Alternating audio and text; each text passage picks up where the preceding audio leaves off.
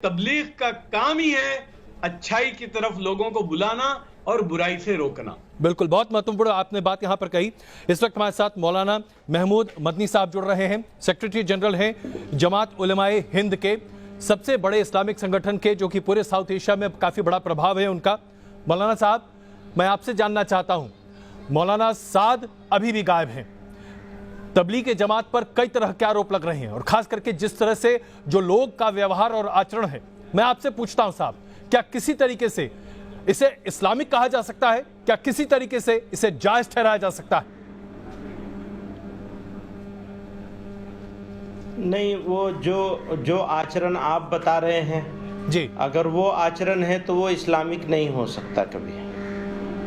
तो ये तो पता चलेगा तहकीक करने पर कि वो आचरण है या नहीं है।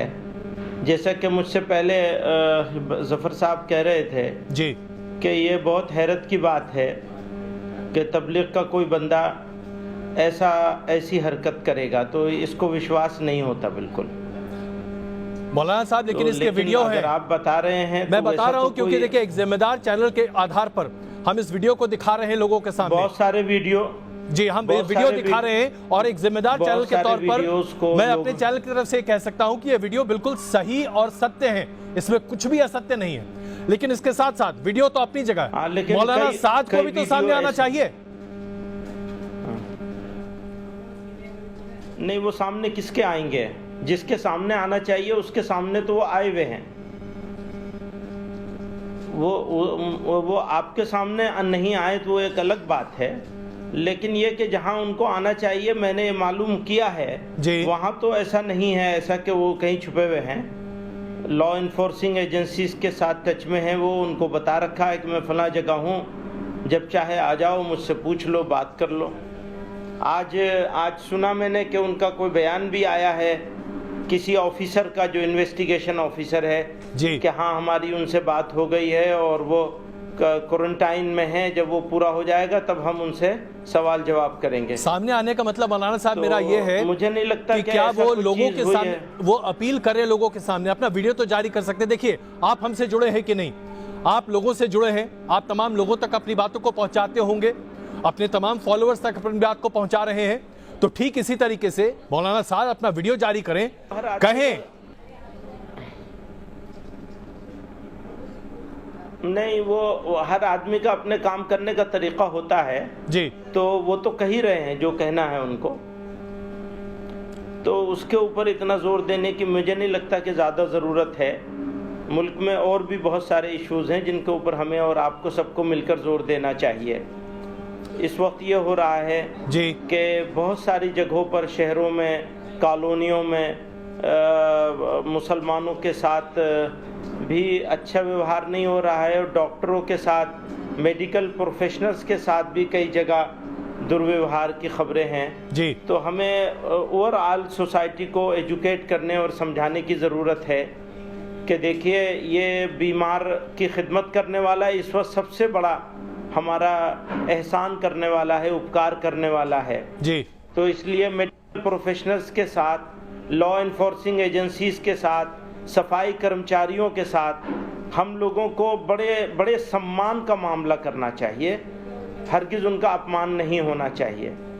इसी तरह जो दिखने में मुसलमान है किसी वजह से, या नाम का मुसलमान है या काम का मुसलमान है, और वो जमाती हो या ना हो, सबको एक लाठी से हाँकना ये मुनासिब नहीं होगा किसी सभ्य समाज के लिए, ये उचित नहीं है। ये मुश्किल की घड़ी है और मौलाना साहब, इस मुश्किल की घड़ी में क्या एक ही लाठी से हर किसी को हाँका जा रहा है? क्या इसका कोई भी सबूत अभी आप तक मिला है? जरा मुझे बताइए। मैं बहुत सीधा सवाल आपसे पूछ रहा हूँ क्योंकि मैं जानता हूँ आप भी सीधा जवाब देते हैं। हाँ अजय जी,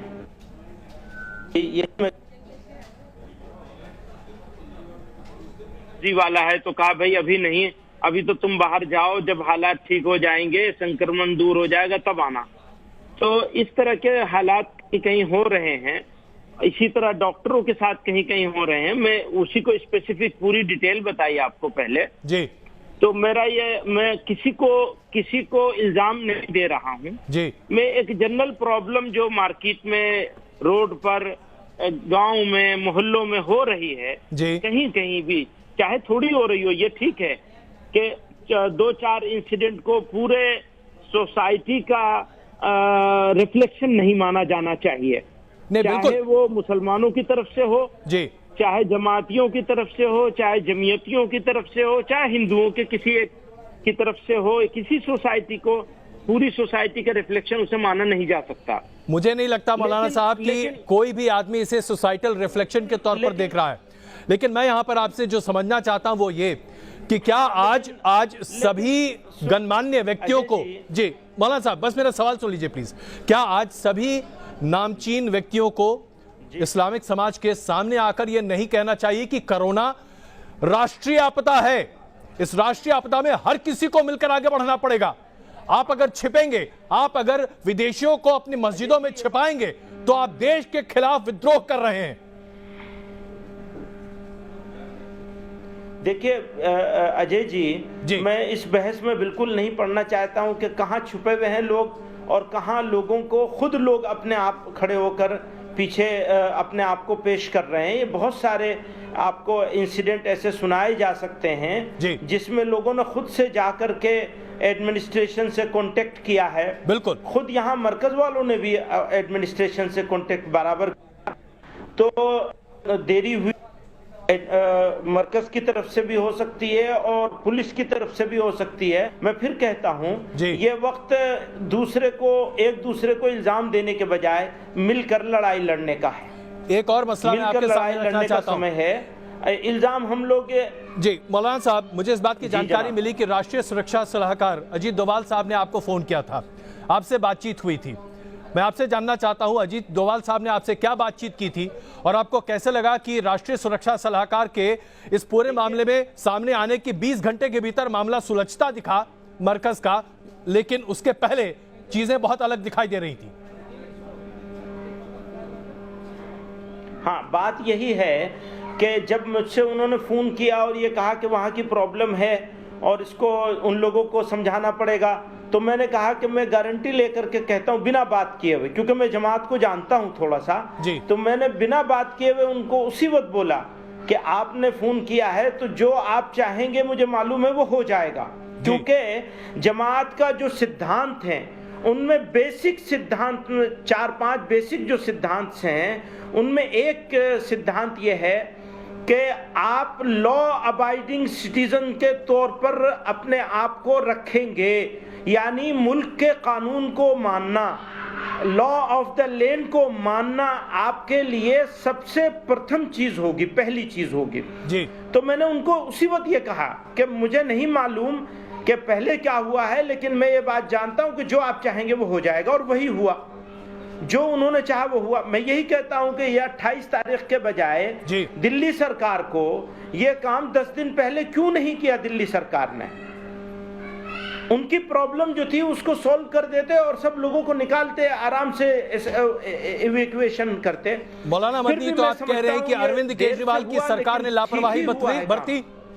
मौलाना मदनी, आप ये कह रहे हैं कि दिल्ली की अरविंद केजरीवाल की सरकार ने लापरवाही बरती? हाँ बिल्कुल, उनकी जिम्मेदारी थी कि वो कांटेक्ट करते और इसको सीनियर लेवल पर इसको कोशिश करते तो हो जाता, उसी वक्त हो जाता है। इसमें कोई इशू खड़ा होने वाला था ही नहीं, वो सब मानने वाले लोग हैं, सिर्फ कम्युनिकेशन गैप हुआ है, कांटेक्ट नहीं किया गया है। अब मैं पूरा इल्जाम नहीं दूं, लेकिन ये कहता हूं कि भाई चीजों को सही टाइम पे करना चाहिए जो जिम्मेदार लोग हैं। बताइए, इस जैसे छोटे से मामले में, लोकल मामले में जो आज बड़ा बन गया है, एनएसए साहब को घुसने की जरूरत क्यों पड़ी, इतना खराब क्यों हो गया? आपने यहाँ पे बहुत बड़ा सवाल उठाया, एनएसए साहब को यहाँ क्यों घुसना पड़ा, राष्ट्रीय सुरक्षा सलाहकार को इसमें हस्तक्षेप क्यों देना पड़ा, ये बड़ा मसला है। लेकिन जफर साहब मैं एक सवाल उठाता हूं, क्या ये नैतिक जिम्मेदारी तबलीग जमात की नहीं थी कि आप अगर इस तरह के संक्रमण की बात देख रहे हैं, जैसा कि आपने बताया मुंबई में इसे स्थगित कर दिया गया, तो निजामुद्दीन में भी बैठक को स्थगित किया जा सकता था, क्या ये बात सही है या नहीं?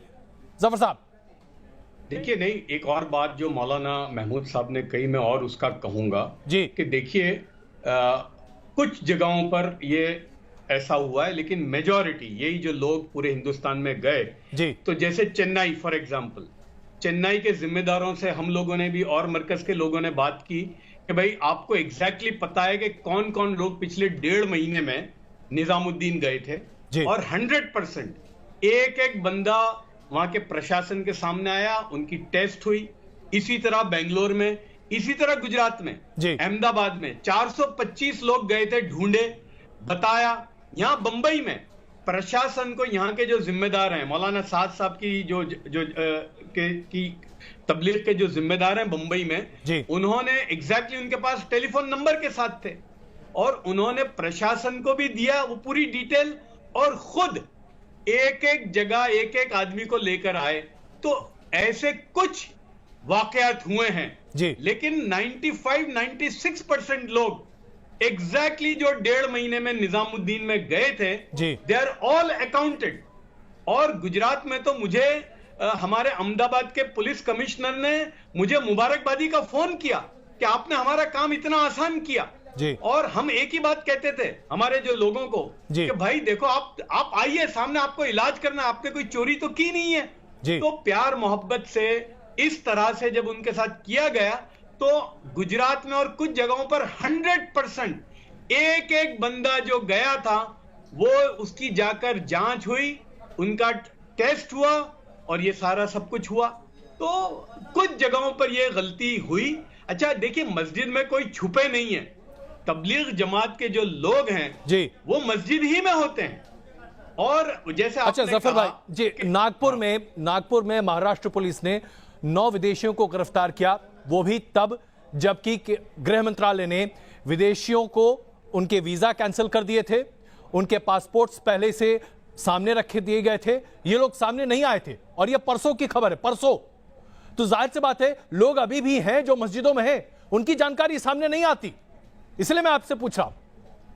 देखिए इसीलिए एक बात जो मैंने मरकज निजामुद्दीन के जिम्मेदारों को यह कहा था कि भाई अच्छा देखिए, एक बात तो समझ लेना कि फॉरेन के जो भी लोग आए तबलीग में वो प्रॉपर वीजा के तहत आए, बिल्कुल। और मैं आपको एक और बात यहां कहना चाहता हूं कि मरकज निजामुद्दीन से एक दीवार निजामुद्दीन पुलिस स्टेशन है और पिछले 70 साल से है, और उसमें एक डिवीजन है जिसका सिर्फ काम है टू कीप टैब ऑन तबलीग।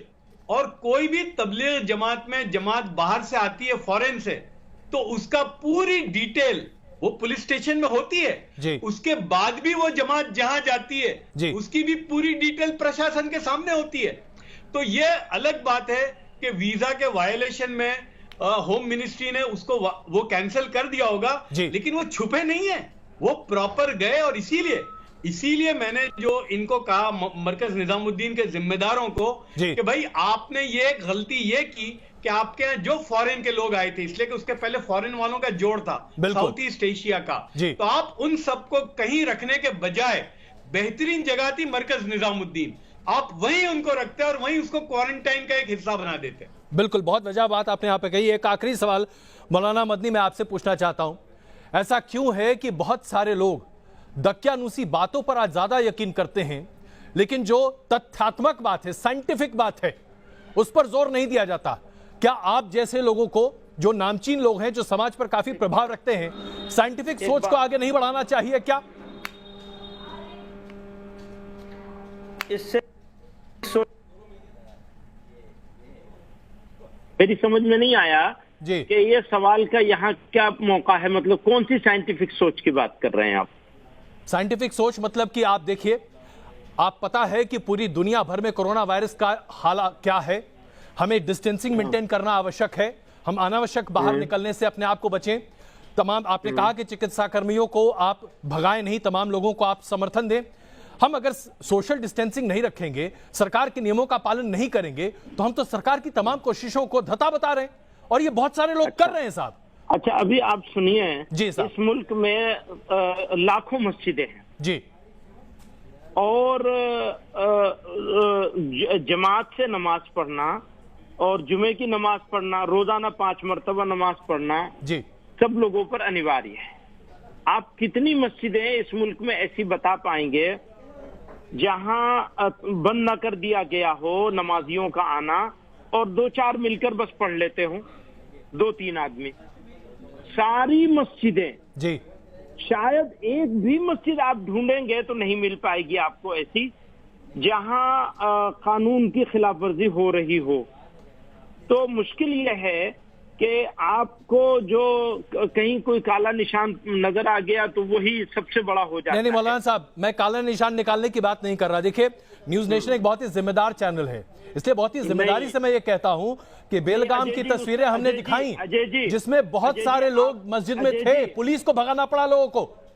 अजय जी, आप मैं तो ये समझता हूँ न्यूज नेशन से ज्यादा रिस्पॉन्सिबल तो आप हैं, तो मैं आपके ऊपर विश्वास करता हूँ और ये कहता हूँ कि ये मौका है साथ मिलकर लड़ने का। आप किसी कम्युनिटी को एलिनिएट करने की कोशिश का हिस्सा कम से कम आप ना बने अजय जी। नहीं देखिए, आपसे ये मैं हाथ जोड़ के ये अपील करना चाहता हूँ। नहीं मौलाना साहब, इसको मौलाना साहब जो है, हम सब मिलकर इस मुसीबत में एक साथ हैं, कोई किसी को एलिनेट नहीं कर सकता। ये देश हर किसी का है, इसमें कहीं किसी को कोई दुविधा नहीं है। लेकिन बस उम्मीद यही है कि हम मिलकर इस बड़ी त्रासदी से जूझें, लड़ाई करें और हिंदुस्तान की फतेह हो। आप सबका बहुत धन्यवाद इस चर्चा में शामिल होने के लिए। धन्यवाद। बने रहिए हमारे साथ, एक छोटा सा ब्रेक, तुरंत वापस आते हैं।